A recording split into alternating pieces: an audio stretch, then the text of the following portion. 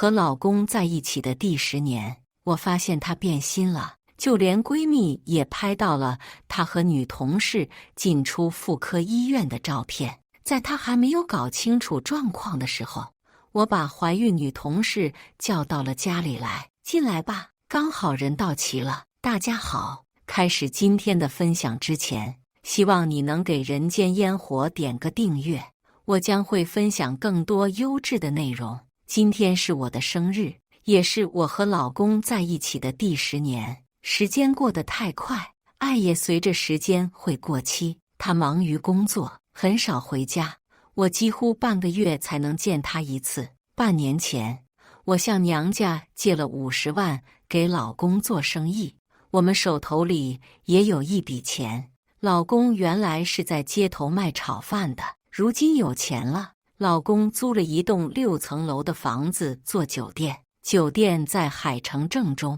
也是豪华地段，位置很好。老公和我忙前忙后布置着酒店。开始的时候没什么客人，我们心里都很着急。后来走入正轨，生意越来越好，也成功买下酒店，不用租了。生意越好，就需要更多的工作人员。那天，我老公付廷宇招聘了很多来找工作的人，其中要应聘一个有经验的人做副经理。来了一个女孩子，女孩子大概20多岁的样子，大学刚毕业。她说她读的大学是管理这方面的，虽然没有什么工作经验，但绝对会努力工作。她叫周倩薇，我见她一身干练，人又很会说话，就愿意给她一次机会。付廷宇见我愿意给她一次机会，也同意给她一次机会，不过需要实习3个月，从服务生做起，3个月下来，干得好就转成正式员工。酒店蒸蒸日上，付廷宇让我在家休息，调养身体，生孩子。可是每次付廷宇下班，总是跟我抱怨：“念念，那个周倩薇不行啊。”今天我刚进入酒店，她走路不长眼，端着一杯水撞在我西装外套上。我叫沈念念，付廷宇经常喊我念念。我拿过他的西装外套，整理挂在衣柜里。他坐在沙发上，还在抱怨。我走过去，给他捏了捏肩膀：“老公，那个女孩子刚刚大学毕业，刚出社会，经验不够很正常，你就包容理解一下喽。”他在我的手背上拍了拍：“哎，还是我老婆善解人意，我老婆就是好人一个，任何人都比不上我亲爱的老婆。”他把我拉过去，坐在他身边，把头靠在我的胸口处：“老婆，今天晚上吃什么呢？我想吃你做的糖醋鱼。”“行，我去给你做。”第2天，付廷宇下班回来，脸色和昨天的一样，不太好。我站在2楼上，看着楼下的他问道：“怎么了？烦死了，还是那个周倩薇？”我诧异地看了他一眼，给他倒了一杯水。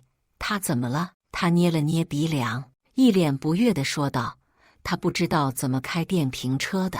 我开着小车去酒店外的停车场，他的电瓶车撞在我小车上。”我赶紧走过去，拉着他的手，着急地问：“那老公，你也没有事？”他挥了挥手：“我没事，就是车子被他刮花了。”我叹了一口气，又问：“那他怎么样？有没有事？”他也没事，就是他的电瓶车不能开了，恐怕要买新的，没事就好。我说。他摇了摇头，一副很头疼的样子。他说他实在不喜欢周倩薇这个女孩子，做事情毛毛躁躁的，一点也不适合做副经理。如今招聘人才，一时之间也找不到合适人选，我只能让他忍一忍，等有了合适人选再说。从此他每一天下班回来都会抱怨周倩薇几句，说她这样不行，那样不行。我耐心让付廷宇带他，毕竟他是老板，而他又没有任何经验，是有责任指导他的。接下来的日子里，老公没有经常抱怨周倩薇了。那天下午，老公提前回来了，我受不了了：“老婆，我要开掉周倩薇，她实在太笨了。她把酒店发生的事情告诉了我。原来周倩薇在大厅上甜心的时候，不小心把甜点弄在那个客人的身上。客人就是上帝，怎么样都要面带微笑，何况自己做错了，更要求得客人的原谅。那个客人是酒店的熟客，一定不会是穷人。周倩薇当时就给那个客人道歉了，可那个客人不依不饶，纠缠着周倩薇不放，还要求周倩薇陪他吃饭。周倩薇无可奈何，只能坐下来陪客人吃饭。吃饭就吃饭吧，那个客人还动手动脚。这一幕刚好被我老公看见，我老公气愤地走过去，拉起周倩倩。傅庭宇把周倩薇拉在身后护着，告诉那个客人，如果不喜欢在这里用餐，就请到别处。原来傅庭宇说他笨是因为客人想占周倩薇的便宜，他不会保护自己。老公啊，他被客人占便宜，你着急什么？我有些不悦，心里想着这种事情也不用他管了吧，这些都是周倩薇的个人问题。老婆，你不是说他没有经验吗？我不维护自己的员工，我还配当老板吗？他反问我。我仔细想了想，也对，毕竟周倩薇是酒店里面的员工，以后很可能被选为副经理。算了吧，反正他没有什么工作经验，既然你想开除他，那把他辞掉算了。傅庭宇脸色立马变得严肃起来。这是什么话？他已经上了2个月的班了，我也教了他很多东西，不能这样放他走。他走了，我还得带新员工。老公，不是你天天说着要开除他吗？他被我这句话堵得一时之间说不上话来。过了半天，他才吞吞吐吐说道：念念，其实想想他也没有犯过什么大错，留下吧。他走过来，从后面抱着我的腰，下巴靠在我的肩膀处。念念，我知道你善解人意，也是一个通情达理的人。从那以后，我傅庭宇的感情越来越远。其实也不是因为这件事情，而是从前我每一次过生日，不管他多忙，他都会休息1天陪我过生日，而且每一次都会给我买生日礼物。这几年他已经忘记我的生日了，也不会送我礼物，就连七夕他也不和我过了。我真的不相信他不知道七夕，因为七夕那天是我和他的结婚纪念日，还有1个星期就是我们结婚10周年的纪念日。当初我们刚在一起的时候，他经常会说，等到10周年纪念日的时候，他一定要宴请朋友，在他们的见证下再和我求一次婚。可转眼就到了这一天，我却没有看见他有任何的动静。我有点着急，但这件事情又不能着急。于是在晚上的时候，我决定旁敲侧击地提醒他一下。我一直等到了晚上11点，他满身酒气地回到了家里。念念，我和你说，今天那个周倩薇真是帮了我一个大忙。又是他，这一次居然会说他的好话。我不由自主地多问了一句，他帮了你什么大忙啊？他咧着嘴，双目忽然瞪大，一本正经地和我解释了起来。就在今天早上，他去酒店的时候，一个中年男子正在前台咄咄逼人。你们卫生到底是怎么做的？连桌面都不会打扫吗？前台的人员一直说着抱歉，用尽了各种办法想要让男人冷静一点，但是男人不断地说着这件事情，并且越说声音越大。周倩薇说完之后，随口说了一句，又不是检查人员，干嘛要在这种事情上计较啊？这句话反倒是提醒了傅庭宇，早就听说有这样的部门，会检查卫生，然后评定酒店标准。若眼前的男人真的是这个工作，这就不是小问题了呀。他急忙找人给他换了一间房间，紧接着便让人仔仔细细打扫了一遍，并且傅庭宇主动道歉，还送了他一张卡。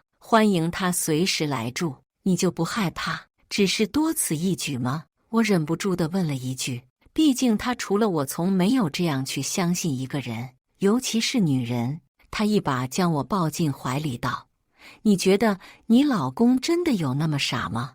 我当然立刻就去找人查了那个男人的身份，没想到还真是。傅廷宇长叹了一口气：“真的是多亏你呀，要不然我就把周倩薇给开了。”话音落下，他摇摇晃晃地走进了房间里，而我坐在客厅的沙发上，久久没有睡意。真的不知道将他留下来是一个正确的选择，还是一个错误的选择。可那个男人是和我朝夕相处10年的老公，我又怎么能平白无故地怀疑这些事情呢？想到这些，我低眼看着越发带起来的肚子，喃喃自语着：“你也不会这样想爸爸，对不对？”次日清晨，我做了早餐，走进了房间里，叫着傅廷宇：“老公，该起床了。”他轻声答应着，抓住了我的手，哼唧着：“小薇呀，去给我拿杯水。”听到这2个字，我愣在了原地，脑袋嗡的一声一片空白，不知道要做什么，也不知道该做什么，眼泪不自觉地从脸颊滑落，掉在了肚子上。忽然，傅廷宇从床上坐了起来，面面相觑道：“老婆，你怎么哭了？”我哽咽着说不出话。他拉着我坐在了床边，想起刚才从他嘴里脱口而出的2个字，我就揪心的痛。我承认，女人在孕期的时候会胡思乱想，但是我真的不想这样。他一直在旁边安慰着我：“好不容易怀孕了，你就别哭了，对孩子多不好啊。”我摸着4个月的孕肚，眼泪更止不住了。好了好了，不哭了，还有几天就是结婚纪念日，我带你出去玩好吗？结婚纪念日，他还记得，那是不是说明他还爱着我？只是我想多了呢。带着这个疑问，我把刚才的事情说了出来。傅廷宇扑哧一声笑出了声：“念念，怎么突然吃起醋来了？”我抬手拍着他，擦着眼角的眼泪。他盯着我的眼睛解释着：“昨天晚上聚餐，他离我们家住得近，所以在路上照顾了我一下。我真的是喝多了，绝对没有做什么过分的事情。我发誓，如果我做了对不起念念的事情，就让我不得好死。”我急忙堵住了他的嘴巴。当初他那么艰难，我都愿意和他在一起，就是相信他这个人。只要他和我解释清楚，我自然也会相信他，根本不需要这样的誓言。然而，是我的幼稚吧，忘记了人总是会变那句话。这件事情也就随着我们的和好落下了帷幕。在临近结婚纪念日的日子里，他每天都比平常回来的早一些，还会给我换着花样做我喜欢吃的东西，也会花时间陪我看他讨厌的肥皂剧。终于，我期待已久的结婚纪念日来临了。在纪念日来临的这天，我起了一个大早，特意给闺蜜齐瑶打了一通电话，让她陪我去买一身好看的衣服。在商场门口，看着许久未见的齐瑶，我笑出了声：“哟，这才多久没见，摇身一变事业女强人啊！”她笑而不语，上前扶着我，轻抚着肚子：“你这几个月了，4个多月了，要这个孩子也真是不容易。”说着，我们便走进了商场里，一边转着挑选着衣裳，一边聊着这几年的变化。当初齐瑶就选择去了大城市，在大城市拼命努力后，公司在我们这边开了一个分公司，于是借着天时地利人和的势头，他便成为了第一人选。他刚回来的时候，我还和傅廷宇在小摊上忙活呢，当时就说着有时间了好好聚聚，可这句话就被搁置了。到了现在，这件衣服你确定可以吗？不会勒着孩子啊？我手里拿着黑色紧身连衣裙，站在镜子前不断地欣赏着。一旁的工作人员走上前推荐着：“这件衣服弹性很好，孕妇也是可以穿的。”六目相对，齐瑶也不再多言，陪着我去了试衣间。他在外面等我的时候，询问着傅廷宇最近怎么样啊？他最近很忙吗？还行吧，就是老样子呗，能解决温饱我就已经心满意足了。说着，齐瑶站在门外沉默了起来。我换好衣服走出来后，她惊讶地望着，别说，你怀孕除了肚子，是哪都没胖啊。听着这一声赞美，我心里顿时乐开了花。一个人在家里的时候，连镜子都不敢照，生怕身材走样，回不去曾经。这裙子确实不错，再加上点首饰，简直是一绝呀！来人，买单！别，你这是干什么？我有钱，就当我送给你的怀孕礼物，就别和我客气了。齐瑶大手一挥，便给我买下了这件裙子。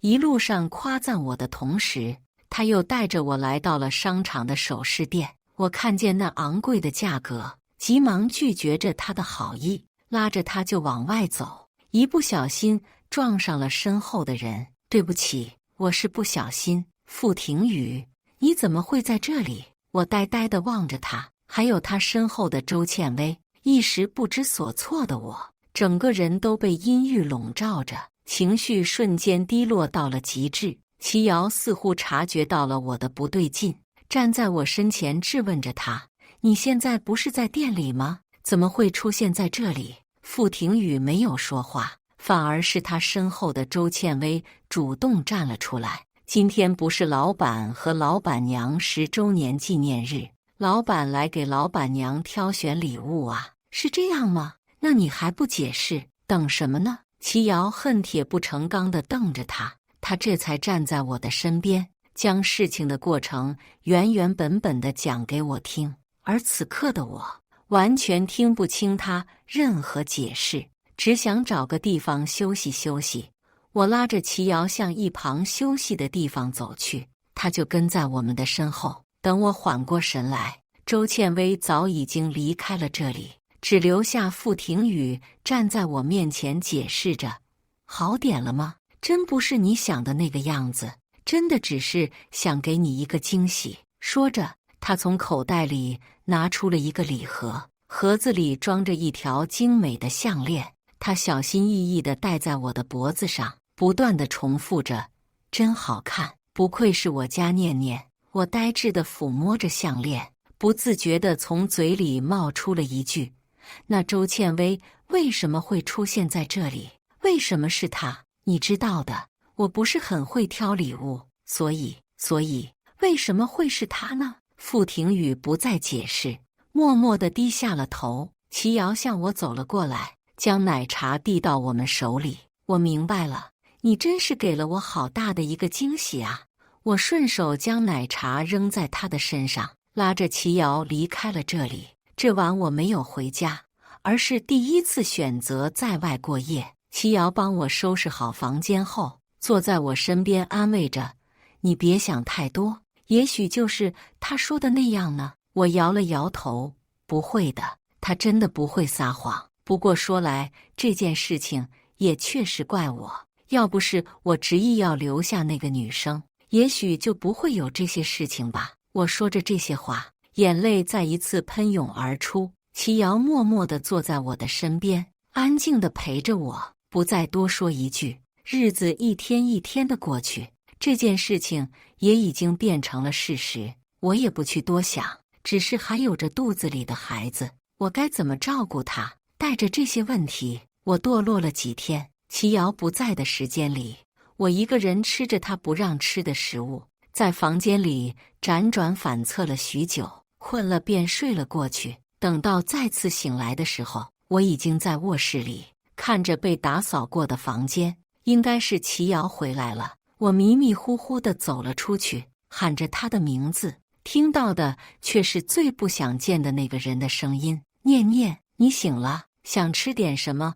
我去给你买。”傅廷宇从沙发上站起来，身上还系着围裙。“你怎么进来的？”他指了指门：“齐瑶给我的密码，所以我就进来了。对不起，是我错了。”他将事情的经过都讲了出来，还拿着手机和我解释着，那天就是去给我挑选礼物，只是正好与周倩薇遇见，所以让她帮忙挑选礼物。主要还是她不自信，毕竟很久都没有买过这些东西，害怕我不喜欢才那样做。没想到却被我撞见，还没解释清楚，就这样弄巧成拙了。除此之外，那天他还准备了露天餐厅，还想再和我告白一次。念念，我说过的话都记得，只是你知道的，有时候嘴比较笨，所以不管怎样，让怀孕的女人误会，离家出走就是我这个做丈夫的不对。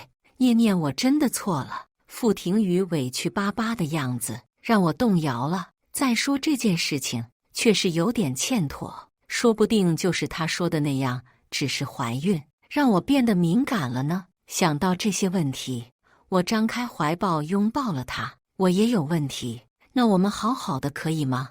我在他的耳边轻声说着这句话，他笑了。离开齐瑶家后，我们弥补了纪念日的遗憾。傅庭宇将酒店的事情交给放心的人后，带着我去周边的山庄旅行，这也是我一直想要做的一件事情。当初结婚的时候没有这些条件，这几年有条件了，但是没有了时间。这一次的阴差阳错，也算是给我们彼此一个了解对方更好的机会吧。我睡了一路，到达山庄的时候，天色已经渐暗。傅庭宇处理好一切之后，将我安顿在房间里，随后帮我去处理晚饭的事情。我也有了些许的困意，便靠在床上睡了过去。也许是最近发生的事情太多，或者是怀孕的原因，我做了一个奇怪的梦。梦里面的傅庭宇像是变了一个人一样，在我面前，他永远是一个好老公、好男人的形象。但是在另一个人面前，他更像个孩子，更像是当初我遇见的那个少年一般。我努力的想要看清楚那个人的长相，可我不管用什么样的方式，总有一股奇怪的力量拉扯着。突如其来的雷声将我惊醒，看着空荡荡的房间，刚才梦境依旧在我的脑海里挥之不去。傅庭宇推门走了进来，手里面还推着一辆餐车。醒了，吃点东西吧。他轻抚着我的脸颊，手指上却有着我从来没有闻过的香味。这一次，我没有直接站出来询问，而是选择相信他。毕竟我们在外面，不是所有的东西我都有所了解。坐在餐桌前，吃了晚饭之后，我便去洗了澡。他坐在洗手间的门口，安静地陪着我。这个习惯是从我怀孕的时候才有的。虽然他有的时候不能这样陪我，但是他在的时候就会这样等待我洗漱完毕。我站在浴室中，感受着水从我脸上划过的痕迹。我很喜欢这样的感觉，总觉得水有着独特的魔力，不管是什么东西都会被它冲刷。紧接着，我便打开了酒店的洗发水。在手中变成泡沫的时候，那股熟悉的香味让我想到了什么。我双目一睁，回想着刚刚看到傅庭宇的每一个细节。难道他在我睡着的时候去了什么地方？想到这个问题，我很快的又打消了这个念头，因为我看见了隆起的孕肚。我闭着眼睛洗澡，将这些东西都顺着水流冲刷而去。片刻，我从浴室中走出去之后，他扶着我的手腕，慢点，地滑。我轻声回应着，坐在了床上。他熟练地拿出身体乳，帮我擦拭着身体。傅庭宇的手指还是那么的粗糙，都是前几年辛苦造成的结果。这几年我一直在家里，比以往没有那么辛苦，但也比以前的生活好了许多。而他似乎没有敌过时间，正在一天一天的变老。明天我们去泡温泉吧，好好放松一下。好啊，只要你想去，我就陪着你。他宠溺地望着我，我开心地笑了。什么女人的第六感，什么出轨的前兆，看来真的是我想多了。他对我多好啊，山庄的温泉需要提前预约，这件事情是我疏忽了。坐在大厅等待的时间里，傅廷宇出去打了好几个电话，都是工作需要。于是闲暇之余，我便玩起了手机，看着朋友圈里许多人秀恩爱的照片，才发现我和他好久都没有拍照了。这一次一定要把这几年遗漏的东西给补回来。正当我畅想时，一个身着工作服的人站在了我的面前。您好，傅太太，您上次预留的脸部水疗，今天要一起使用吗？我眯着眼睛回问。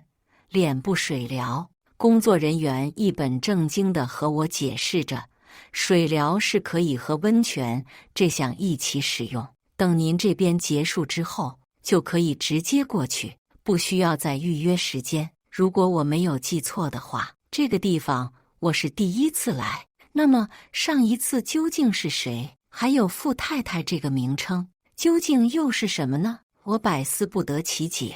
工作人员还在等待着我的回答，脑中逐渐浮现出他从昨天进门时的每一个细节。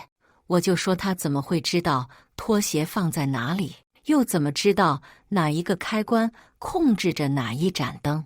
本以为只是他提前做了攻略，所以才会让我那么舒心。现在看来，并没有我想的那么简单啊！带着这些想法，我逐渐冷静了下来。我抚摸着肚子，望着站在门外的他，忽然轻松了不少。不用了，怀孕不方便。我预约的温泉时间到了吗？工作人员点了点头，看了一眼时间道：15分钟之后，您就可以进去了。我感谢他之后，冲着门外的傅廷宇笑了笑，望着眼前的男人，那种陌生又熟悉的感觉，不得不让我重新审视一番。这件事情在我心中种下了种子，就会有生根发芽的时候。虽然不是现在，终究会等到开花结果的那一天。在泡完温泉之后，傅廷宇牵着我的手，走路的姿态逐渐放慢了下来。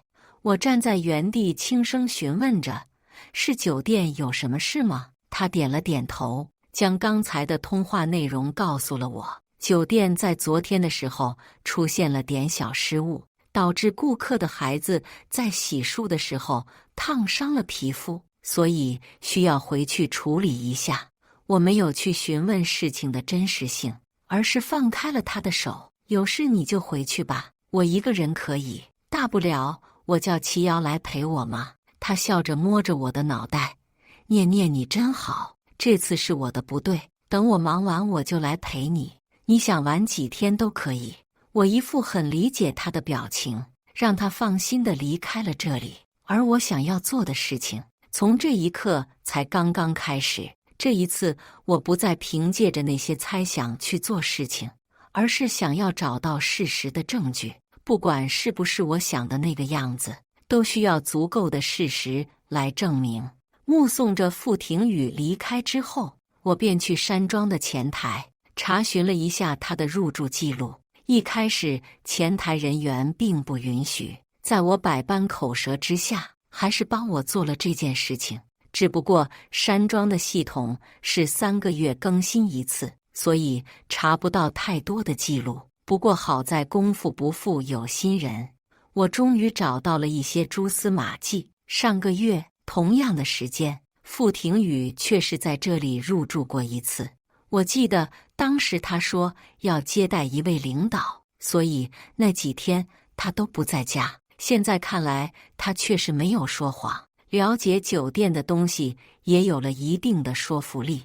我带着这个答案先回到了房间里，迫切地想要找到一些问题。前思后想了许久，可还是没有发现什么。有点累的我，不知不觉靠在沙发上睡着了。等到再次醒来的时候，齐瑶给我打了10几个未接电话，我急忙回拨过去。他着急地询问着：“你现在在哪？给我发地址，我来找你。”听着他急切的声音，我急忙把定位发了过去。没多久，他便出现在我的眼前。看着房间里只有我一个人时，他他不太理解地反问：“不是说弥补过失吗？他人呢？”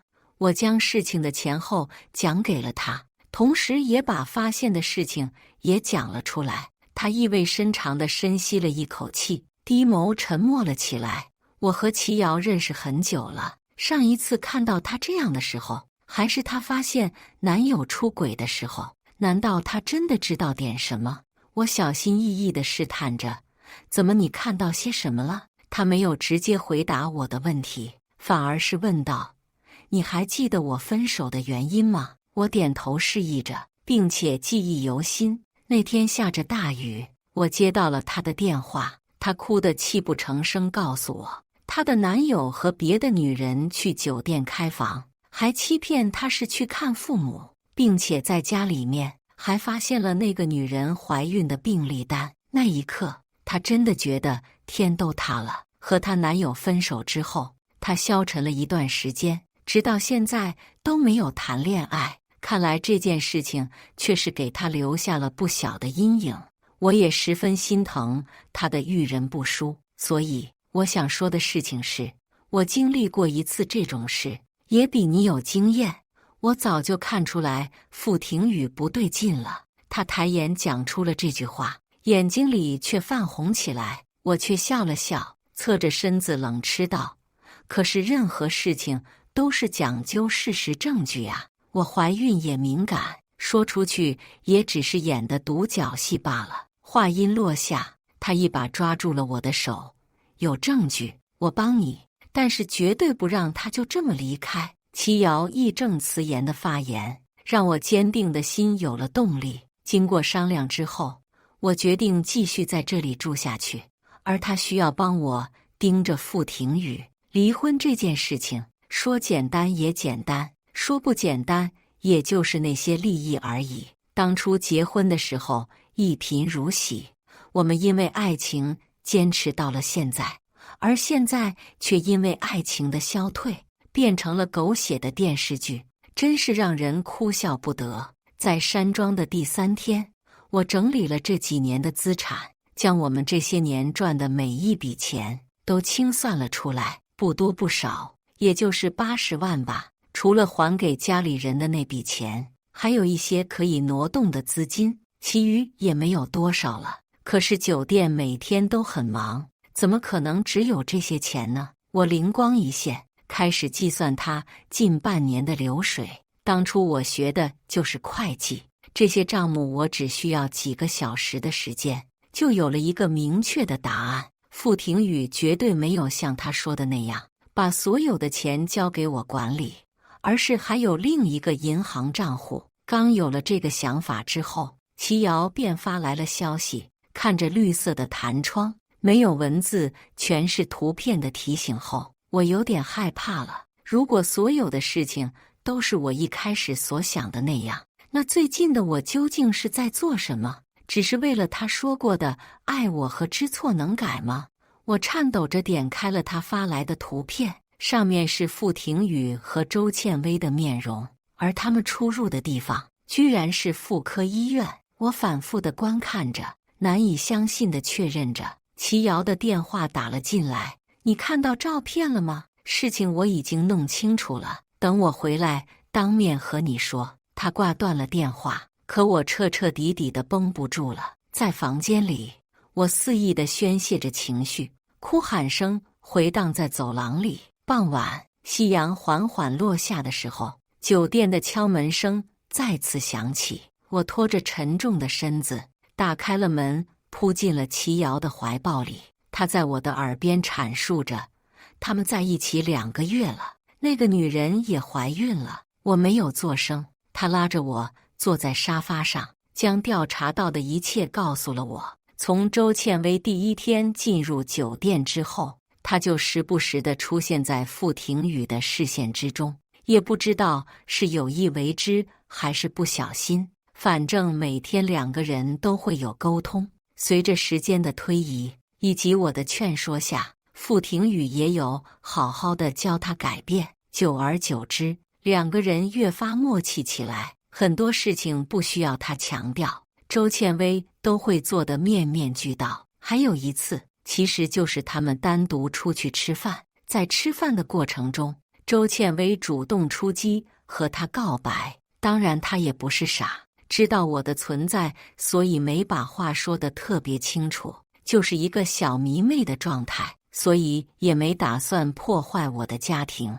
只是傅庭宇当时并没有直接拒绝，而是含含糊糊的解释罢了。所以从那个时候开始，他就开始动摇了。所以是我把他推给了别人，是吗？我冷笑着，自然而然地说出了这句话。齐瑶在一旁安慰着我：“这不是你的错，你一直默默陪伴着他，让他变得更好。没有经住考验的人是他呀。”是啊，是他做错了选择。可我真的就什么都没有做错吗？我不想再说这些事情了。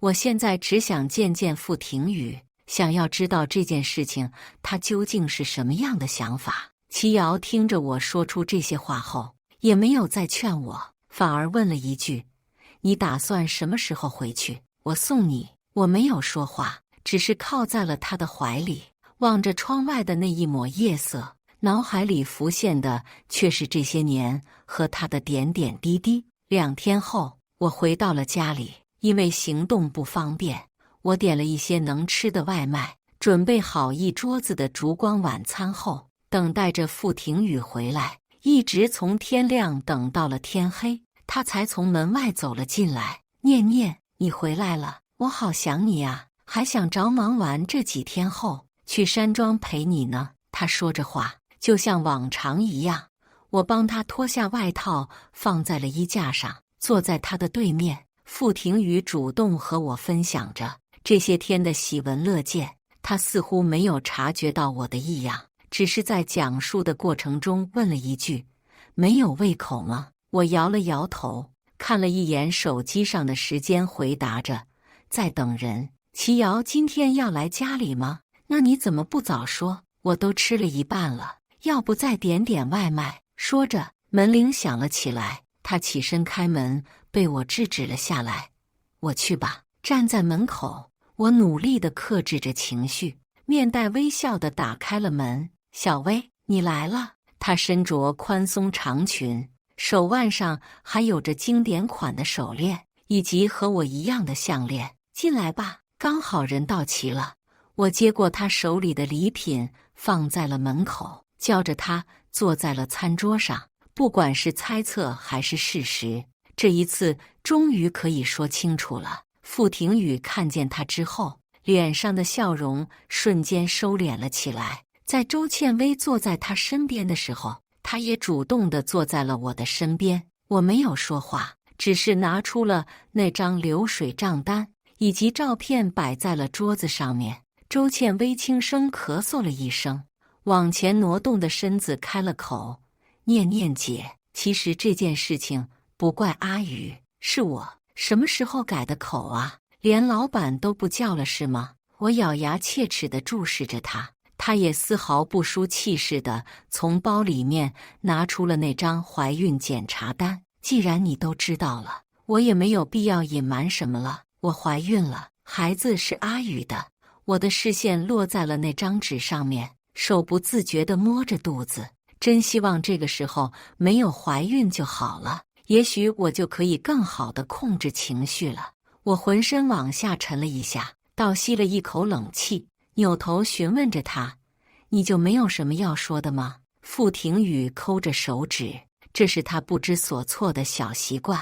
可现在我也顾不了那么多了，只想解决该解决的问题。他支支吾吾，半天也没说出一句话。周倩薇再一次站了出来：“我们已经商量好了，这个孩子我会生下来，他也会和你离婚。只不过你现在怀孕，所以他想等你把孩子生下来再和你说，是吗？”然后呢？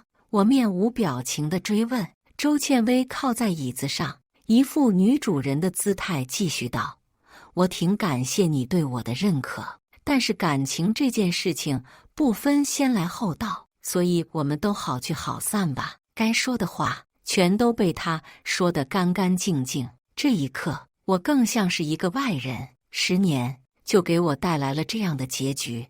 傅庭宇呀，你真是给了我一个很难忘的回忆呀！我在心里默念着这些话，但并没有打算这样结束。傅庭宇，我现在只问你一句话，你最终的选择到底是什么？他终于抬起了头，看了看我，又看了看周倩薇。我不想离婚。听到这句话的周倩薇当场急了眼。你和我可不是这样说的，说好的让我等你离婚，我都等了，你在做什么？他的声音越来越大，我手里的杯子也忍不住地飞了出去，玻璃破碎的声音使整个紧张的氛围都安静了下来。我擦了擦手，握住了傅庭宇的手。我和他才是合法夫妻，你和他不是，而且破坏别人婚姻的女人就是第三者插足的小三。周倩薇没有反驳，望着无动于衷的他，大声地哭喊起来。我没有理会，反而是和傅庭宇说了起来。我不会离婚，只要你处理好这些事情，这个家你什么时候都能回来。在我说完这句话后，他直接跪在了我面前。念念，我真的知道错了，能不能留下他肚子里的孩子？我被他这句话彻底气笑了，可我又不想让他这么容易的得到，所以我提出了一个条件，孩子只能留一个，这是我给你最后的机会。周倩薇哭泣的声音也从我说出这句话后戛然而止，一切的一切，由他开始，也应该由他结束。跪在地上的傅庭宇沉默了许久，缓缓开口：念念，我知道该怎么做了，给我1个星期的时间，我会给你一个满意的答复。我答应了下来。他带着周倩薇消失在我的视线之中。那天之后，傅庭宇每天都会很早回来，除此之外，他还会变着花样的送我礼物，开始为了我学一些菜品。我也积极回应着，不管他做什么，都会表扬他，告诉他我有多爱他。时间转眼来到1个星期后，我看着设置好的日历提醒，什么都没有说，一直等到了晚上，傅庭宇手里拿着一沓纸出现在我面前。他先洗了一些水果，放在我面前后，才和我正式的聊了起来。事情我都解决完了，孩子没了，他也回老家了。那一堆纸，除了医院的流产记录之外，还有给周倩薇的银行账单，以及他们这些日子的消费信息。在我翻看的每一页当中，我都看到了赤裸裸的欺骗。念念，我真的知道错了，绝对不会有下一次了。他诚恳地道歉后，从包里拿出了那张银行卡，把酒店的流水账目和他的余额一一地给我列举出来。我只是淡定地吃着水果，答应了一声之后，没再多说一句。这晚，傅庭宇很早就休息了，而我躺在他的身边，却是无比的清醒。经历了这样的一件事情，我不确定还会不会有下一次，更不敢想象，如果真的有下一次，该怎么解决。在往后的日子里，我都在想这样一个问题，肚子一天天地带了起来，我的身子也越来越沉。在过完年没多久后，我羊水破了，我们爱情的结晶就这样猝不及防地出现在我们的生活里。在产房里，我整个人都是昏迷的状态，因为还是只有7个月大，我算是早产，生命处在危险的边缘，也不知道是不是身体的自我保护。我眼前的灯光变成了放映的画面，从认识傅庭宇的第1天起，所有的开心与不开心，过去与现在是那么清晰。也许只有在第3视角的时候，人更能清楚地看见想要的究竟是什么吧。终于，我做了那个决定，我要离婚。当我再次醒来的时候，已经躺在了病房里，身边除了父母之外，还有齐瑶。他红着眼眶望着我，疼吗？我摇了摇头，询问着孩子的状况，才知道被送进了保温室里。因为是早产，所以需要观察。傅庭宇推门走了进来，没有说话，坐在了我的身边。我们相顾无言后，我将其他人都赶了出去。当只剩我们2个人的时候，我再一次问出了那句话：傅庭宇，你爱我吗？他望着窗外，深思熟虑许久道：爱。我虚弱地摇了摇头，可是我不爱你了，也感受不到你的爱了。傅庭宇默默低下了头，呜咽声随之而出。然而这一次我没有了想哭的欲望，反而十分淡定地等待他收拾好情绪。护士走进房间，检查着我的身体。父母去看了孩子，齐瑶只是看了我一眼，便握住了我的手。之后他再也没有在医院里出现过。我在医院里住了半个月的时间，孩子也一天比一天好了起来。在临近出院的时候，我拜托齐瑶帮我租房子，而他却说已经帮你准备好了，你就别操心了。我再一次笑了，而这一次是真的发自肺腑的笑。没多久后，我的生活开始步入了正轨。当初还给父母的50万，现在也变成了我的启动资金。我开了一家母婴店，方便照顾孩子的同时，也认识了不少的女性。我这才发现，大家的生活都大差不差，唯一不同的是，有的人和我一样选择了离婚，有了新的生活，而有的人承受不了离婚的代价，所以一直处于困境之中。不管未来的我们怎样，至少现在的我们都在努力地生活着。